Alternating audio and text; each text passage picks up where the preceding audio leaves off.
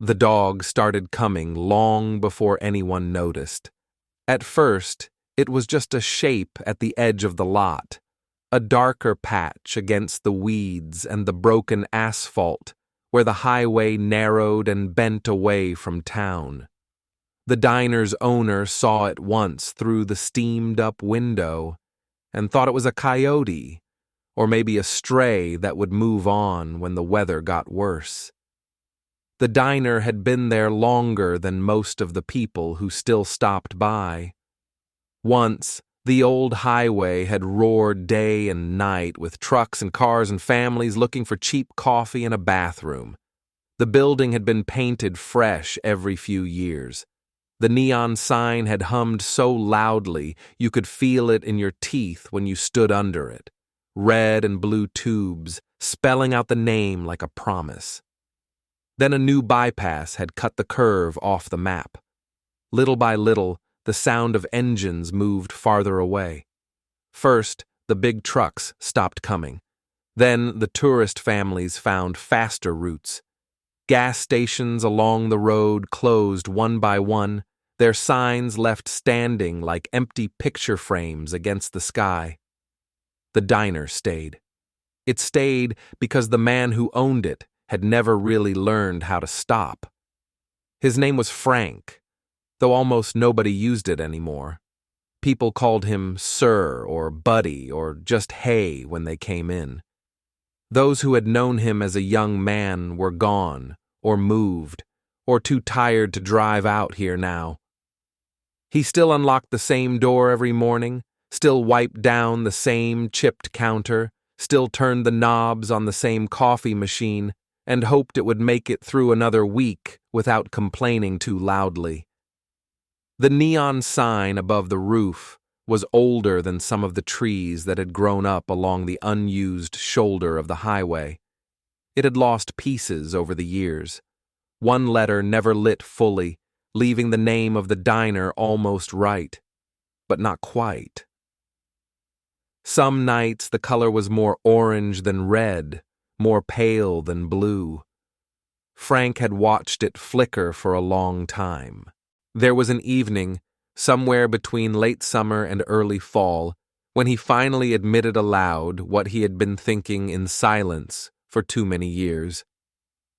"Soon," he said, standing in the empty parking lot with his hands sunk deep into the pockets of his jacket. "Soon we let you sleep." The neon tubes buzzed as if answering him. The wind carried the smell of dust, old oil, and fried onions into the dark. He had been counting days in a quiet way. There was no date circled on the calendar, no sign taped to the door, but he had chosen a sort of invisible line in his mind. If by the end of the year the numbers did not improve, if the bills on the back office table rose higher than the stack of crumpled cash in the register, he would close. He had promised one other person that he would not die behind the counter. That promise mattered more than the habit of opening the door. So he decided. When he walked back inside, he didn't say anything to the waitress who worked the breakfast shift 3 days a week. He didn't tell the teenagers who stopped sometimes for milkshakes on their way home from nowhere in particular. He didn't tell the man who delivered bread twice a week and never looked up from his clipboard. He simply looked at the calendar again, set his jaw, and went back to filling salt shakers. The dog began to arrive at about the same time each evening. At first it kept its distance. It would approach from the far side of the lot, where the cracked asphalt surrendered to weeds and low shrubs. It moved like an animal that had learned to expect thrown rocks and shouted words. Its body was spare, its fur patchy in places. Under the dull coat, a patient strength still moved. Frank saw it again one night through the front window while he wiped a streak off the glass. A pair of headlights had just rolled away. The lot went dark, except for the weak spill of light from the door and the strange, shaky glow of the sign above him. The dog stood at the limit of that light. He could just make out its outline, the head held a little low, the tail not tucked, but not proudly lifted either. The animal was waiting for something, though he could not yet say what. When he opened the door to take the trash out, the dog stepped back a few paces, then stopped. Its eyes caught the light and turned it into two small coins of pale reflection. "Evening," Frank said, because it was easier than saying nothing. The dog's ears moved, but it did not come closer. It watched him carry the trash bag to the metal bin around the corner.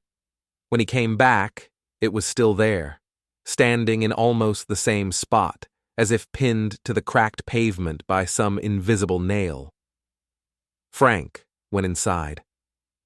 A few minutes later, when he looked out again, the dog was gone. The next night, it returned. Again, it appeared just at the point when the sky was sliding from blue to that thick gray that comes before real dark. Again, it stopped at the edge of the light, just where the glow from the sign began to soften the dust. Again, it watched him, and again it vanished when he stopped paying attention. This happened enough times that it stopped feeling like chance. There was something about the animal that tugged at the corner of Frank's memory, but whenever he tried to grasp it, the thought slipped away. He told himself there were plenty of stray dogs out near the highway.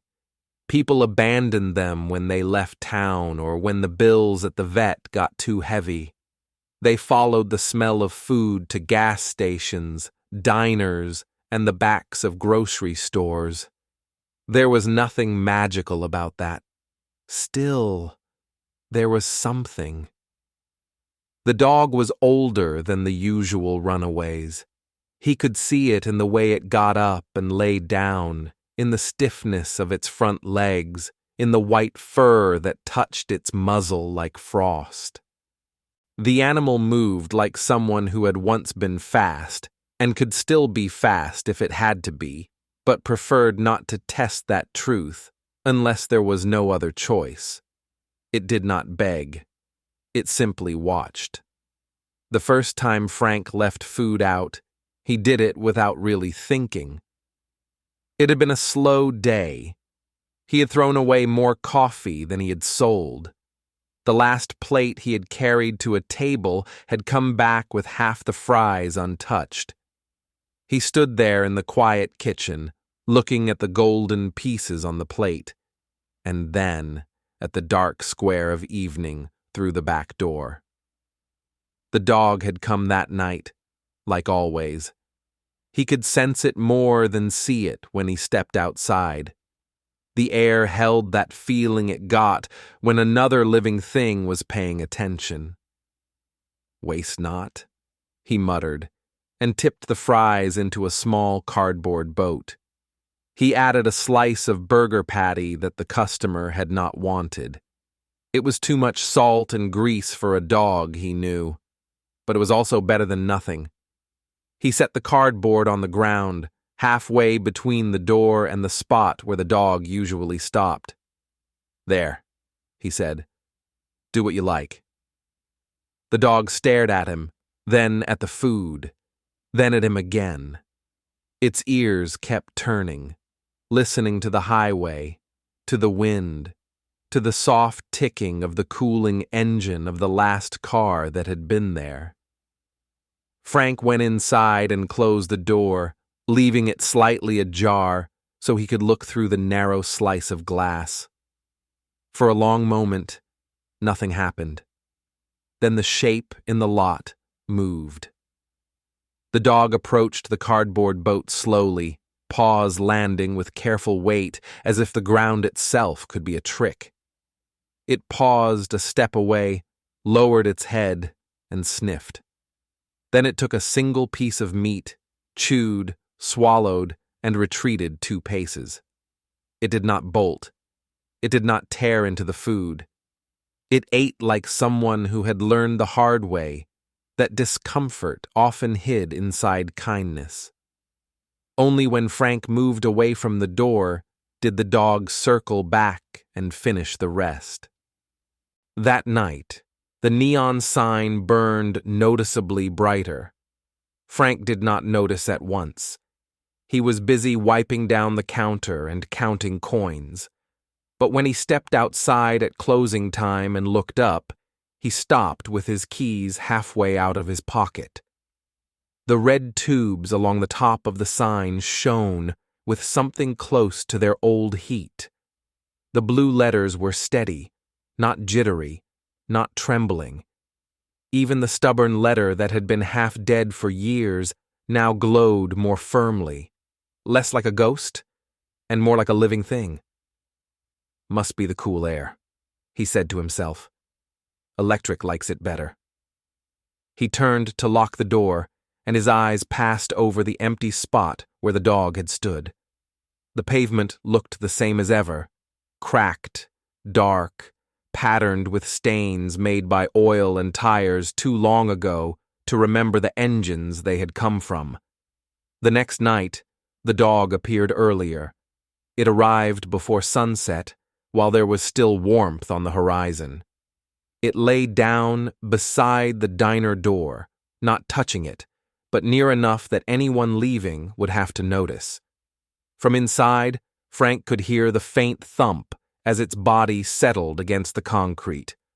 Customers commented. "Hey, Frank, that your dog now?" a man in a faded ball cap asked, nodding toward the door. "Just a stray," Frank said. "Keeps the place company." "Looks like it's been around," the man said. "Seen dogs like that on ranches out west. They hang on for years after the work's gone, like they do not know what else to do." Frank nodded, but said nothing. The story sounded uncomfortably familiar. That evening, he set out another small meal. This time, it was scraps from the rotisserie chicken he sometimes made when there were enough people around to justify the effort. The dog watched him from the ground, eyes steady. Its tail moved once, almost uncertainly, as if it had not done that in a long time and was testing the memory. "Do not get used to it," Frank told it, though he knew that if anyone was getting used to anything, it was him. "We are not going to be here forever." The dog ate in the same cautious way, one piece at a time, always leaving space between them as if ready to back away at any moment. Inside, the neon hummed. Weeks slipped past. The year moved toward its last quarter. The days grew shorter. The evening when the dog arrived, and the evening when Frank told himself he would turn off the sign for good, drew closer together, like two trains heading toward the same point on a track. The dog kept coming. On nights when the wind was sharp and carried the promise of frost, its breath made small, pale clouds. On warmer evenings, its tongue hung out slightly when it reached the diner, as if it had walked farther that day. Rain left beads on its fur that glittered in the neon light. Frank began to notice details. The dog's coat had once been a rich mix of brown and black, like coffee with a little too much cream. Time and hard living had faded it, but in some places, especially along the shoulders, the old colors still shone when the light hit them right. Around its neck was a pale band where a collar had once been. The fur grew differently there, shorter, as though pressed and flattened over years by leather that was now gone. Its eyes were the color of cooled coffee, dark, but not empty. He saw in them the kind of tired that only comes from staying loyal to something longer than anyone expected you to. He had seen that look in mirrors. The neon sign never failed in those weeks. on nights when the power in the town flickered, and the few remaining houses along the road sat in brief darkness, the sign above the diner kept burning. The kitchen lights dimmed once or twice, enough to make the refrigeration units grumble, but the neon tubes remained steady. Frank joked about it with the morning waitress. "Of all the things to outlive us," he said, waving a hand toward the window, "it will be that sign. They will find it burning out here when everything else has rusted away." "Maybe it just knows you," she said, "like that dog." He pretended to brush off the comment, but it stayed with him. He could not shake the feeling that the three of them, man, dog, sign, were part of some stubborn triangle that had refused to collapse even as everything around them fell apart. Then came the night the past walked in. It was a cold evening with low clouds and a wind that had an edge of sleet in it. The diner was almost empty. A truck driver nursed a coffee in the corner booth, looking at his phone and not really seeing it. A couple of teenagers sat at the counter sharing a plate of fries and doing their best to look uninterested in each other. The dog lay by the door, its head resting on its paws, eyes half closed. Frank moved slowly from coffee pot to table, from table to counter, the routine as worn as the floor under his shoes. His thoughts were not really on the room. They were on the calendar, on the invisible line he had drawn, on the quiet voice in his head that said, "Soon." The bell above the door rang. The dog lifted its head. Its ears flicked back, then forward. Its eyes sharpened. It did not get up, but it became very still. The wind pushed the door open a little more, bringing with it a gust of cold air and a smell of wet pavement. For a heartbeat, no one stepped inside. Then, a figure filled the frame. She was older than when he had last seen her in this doorway, but that was true of everyone now. Her hair, once as dark as midnight coffee, had threads of silver in it. Her shoulders held a familiar set that he recognized even after all this time. For a moment, the years fell away from his mind like a coat slipping from his shoulders. "Linda?" he said, before he could stop himself.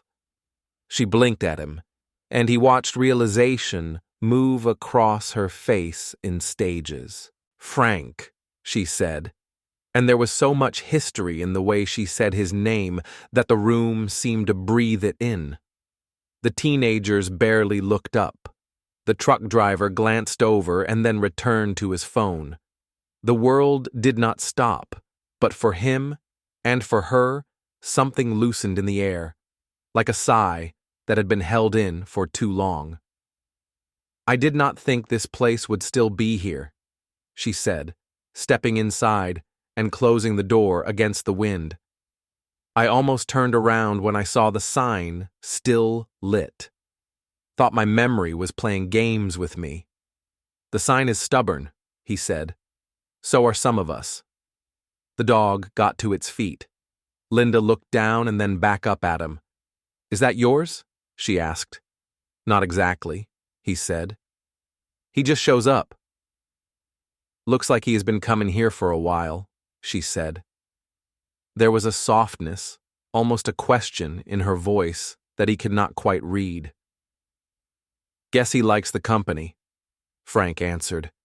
He showed her to a booth that had different upholstery now, but the same view of the lot. He brought her coffee.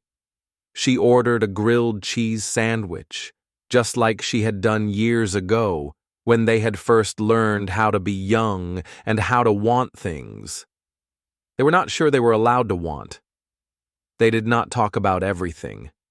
There was no time now for every missed letter, every phone call not made. They talked instead about the weather, about the town she had moved to, about the way the highway had gone quiet. But beneath the words, something wound itself back through time. When she laughed at a small joke, he heard the echo of other laughter in this same room on different nights, when the sign outside had been as bright as the hope in his chest. When she reached for the sugar and hesitated for a second, he remembered why. Years ago, she had spilled it once and apologized as if she had dropped a crystal glass. "You still keep the coffee too strong," she said. "You still drink it too late," he replied. The dog lay down again near the door, but it never fully relaxed. Its gaze moved between them, then to the window, then up toward the sign. Outside, the neon burned like it had not burned in years. The colors were deep and clean, casting clear stripes of red and blue onto the wet pavement. The stubborn letter glowed as if freshly repaired. Reflections wavered in puddles, making the diner's name ripple, but never vanish. Linda stayed longer than a quick stop would require. They fell into a silence at one point, not the kind that begs for filler, but the kind that holds many unsaid things carefully, like fragile dishes in both hands.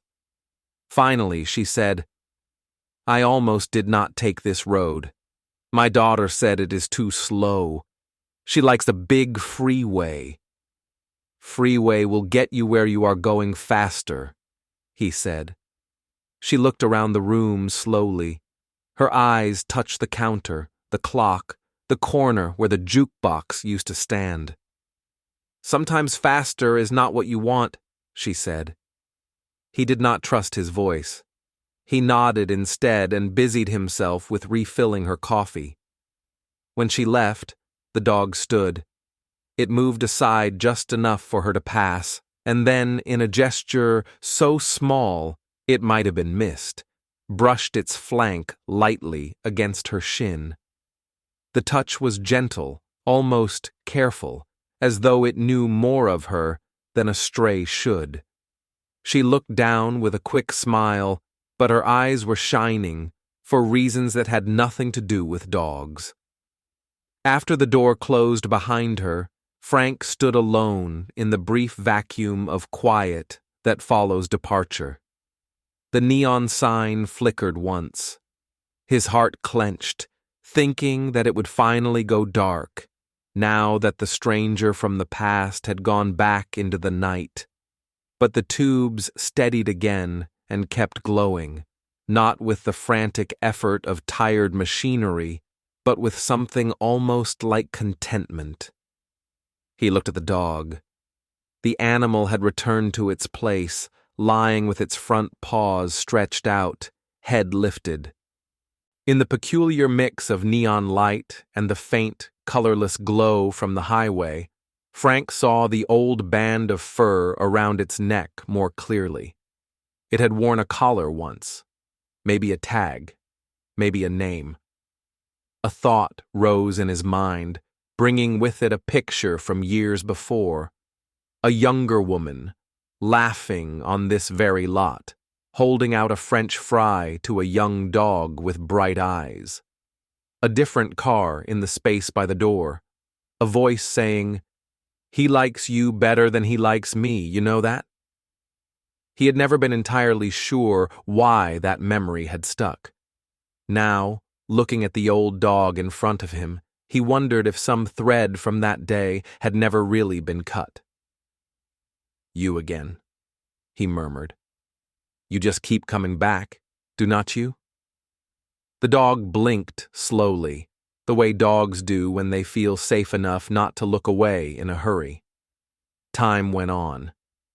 After Linda's visit, others came on certain nights that felt somehow charged. A man with a union cap, from a factory that had closed years before, walked in with a girl who might have been his granddaughter.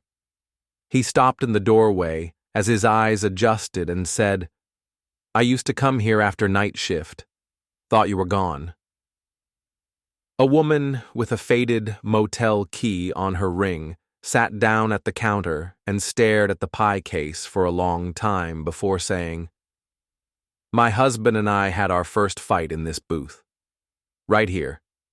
He said we would come back someday and laugh about it. We never did."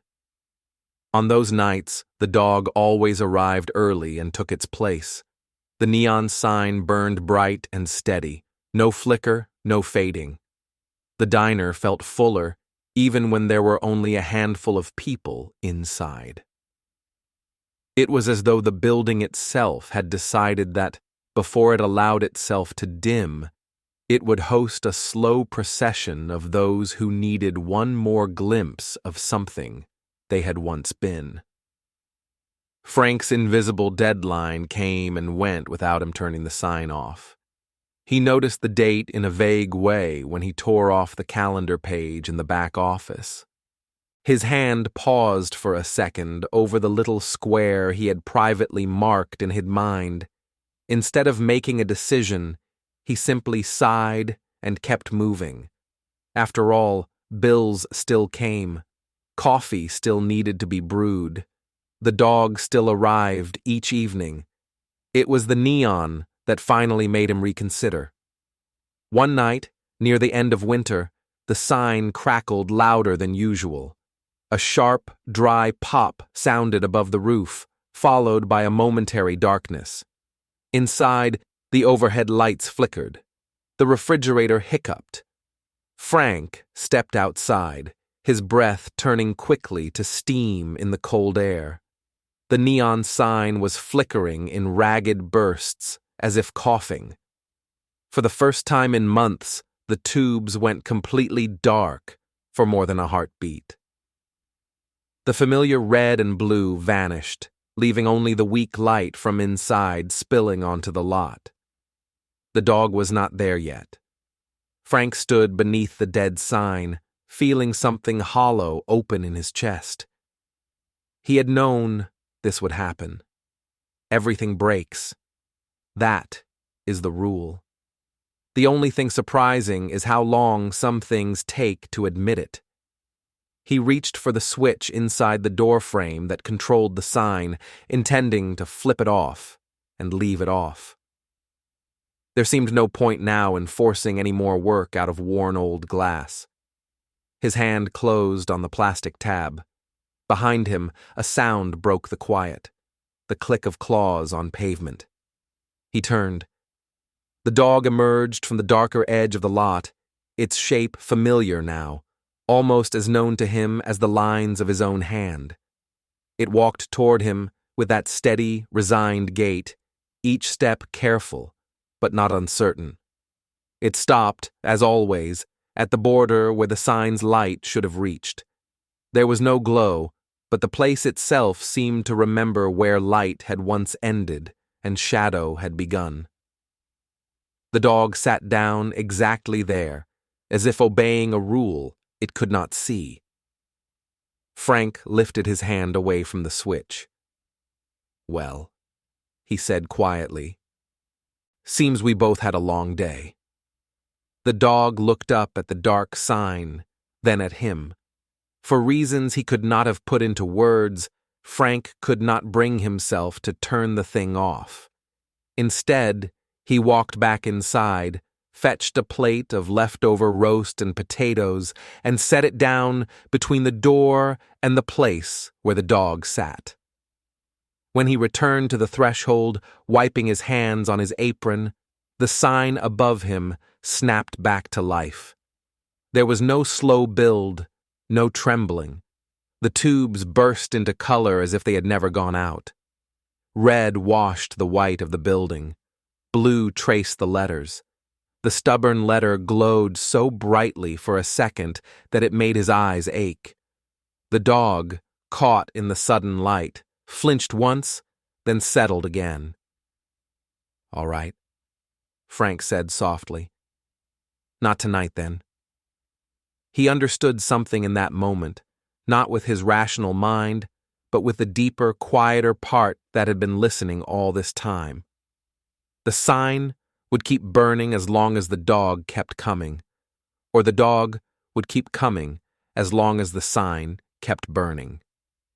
Either way, he was not in this alone, no matter how empty the road looked from here. Spring came. The snow along the highway melted into dirty banks and then into small streams that ran through the cracks in the asphalt. Grass pressed up along the shoulders, making a green border around the gray. The diner's windows fogged less in the mornings and more in the afternoons. The dog shed its winter coat in clumps. Frank sometimes swept off the entry mat. Its gait grew slightly slower, its rests slightly longer. Some mornings, he found paw prints in the soft dirt near the dumpster, mixed with those of raccoons and cats and the occasional deer. He never followed them back. There was an agreement between them now, even if neither had spoken it. They met here, at this threshold, each evening.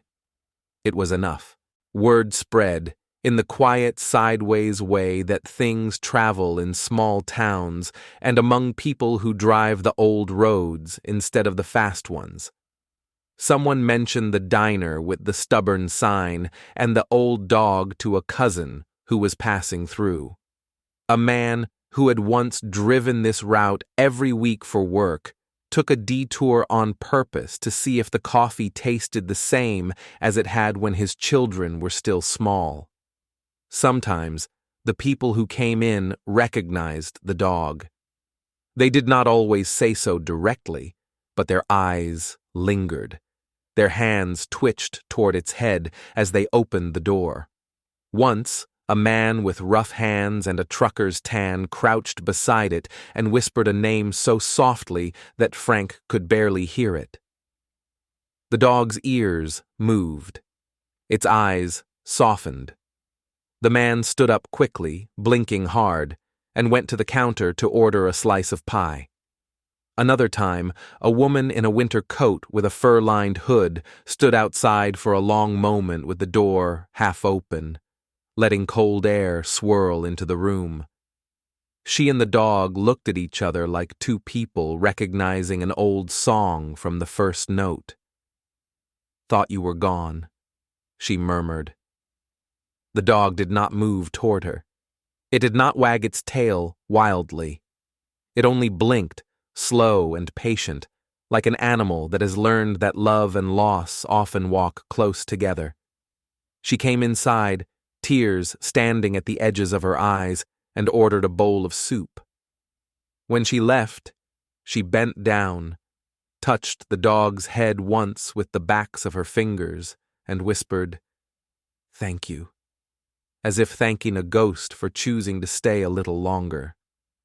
Frank pretended not to hear. It felt like listening in on a prayer. The neon sign watched all this from above, humming its steady, tireless tone. It lit the door, the cracks in the lot, the old scars on the highway that had once carried more than sound. One evening, late in the year, Frank found himself standing alone in the near dark of closing time. The last customer had gone. The chairs were up on the tables. The stainless steel in the kitchen shone with that dim, uneven brightness of places that have been cleaned but not yet forgotten. He went out to the lot one more time. The dog was there, as it had been for so many nights that he had lost count, even though he still told himself he did not care about numbers anymore. He sat down on the concrete step beside it.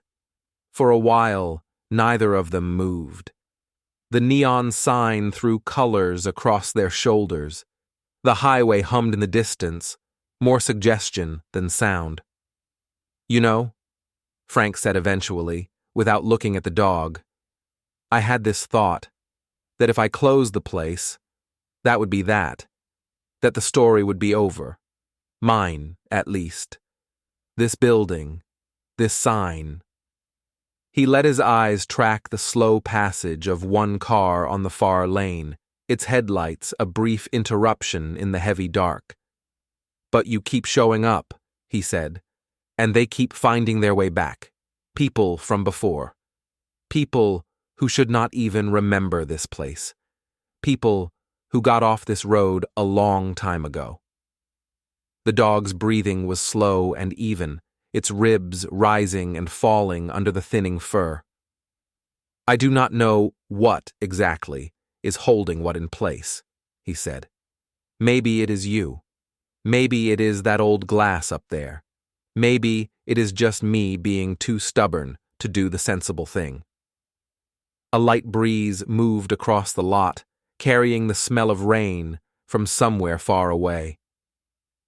"Thing is," he said, and now his voice dropped even lower, as if speaking to himself, "I think this place is not done yet, and if it is not done, I guess I am not either." The dog turned its head then, just enough that one dark eye met his. In that gaze, he saw nothing mystical, nothing strange. He saw a tired animal who kept coming back to the same door because that was where there was light and warmth, and a voice that said hello every evening. He saw, too, a reflection of his own persistence, of his own unwillingness to let go of a past that still touched the present, however lightly. "Well," he said, "one more day then." He said it the way he had once said it to himself on a factory floor, or behind the wheel of a truck, or at the bedside of someone who could not hear him, but who kept breathing, stubbornly, through the night. The neon sign above him hummed in gentle agreement. In the years that followed, people would sometimes talk about the diner on the forgotten road, where the coffee was strong. The cook was older than the building looked, and the dog by the door knew exactly who you were, even when you did not want to admit it. They would remember the way the neon refused to die, even when storms took out power in half the county. They would remember turning off the new highway on a whim and finding themselves sitting in a booth, staring at a tabletop that felt suspiciously familiar, listening to stories they had told no one, and feeling, for reasons they could not explain, a little lighter when they left. They would not know that, on the nights when the road was empty and no one came, an old man and an older dog sat together in the glow of a sign that should have gone dark a long time ago, and that in their shared quiet there lived the stubborn heartbeat of every place that refuses to be forgotten. The dog waited outside the diner. The neon refused to go out. And somewhere between them, in the soft space where memory and present tense interact, the road itself seemed to bend closer, as if listening, as if making room for anyone who might still need, just once more, to pull off, step inside, and find that time had not taken everything after all.